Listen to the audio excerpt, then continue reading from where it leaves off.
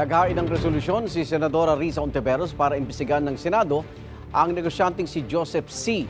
na inaresto sa NAIA Terminal 3 nitong August 21. Pinakita ni Hontiveros sa mga kopya ng Alien Certification of Registration ng Chinese na si Zhong Zhen Chen at Philippine passport ni Joseph C.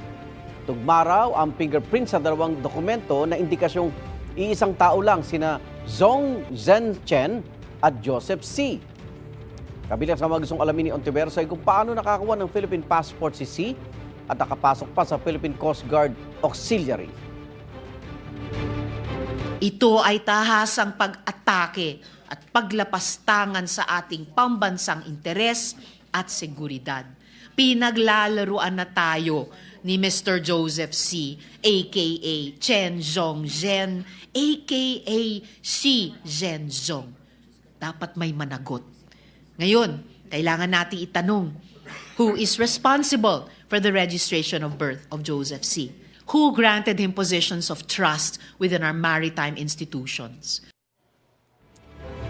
Una nang sinabi ng PCG na tinanggal na nila si C bilang Auxiliary Rear Admiral ng kanilang Auxiliary Executive Squadron. Pinoproseso na rin daw ng Bureau of Immigration ang deportation ni C.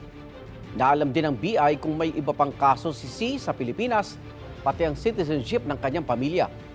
Ang kumpanya ni C na Global Ferronickel Holdings nauna na iginit na walang basehan ang pagkakaaresto sa kanilang chairman.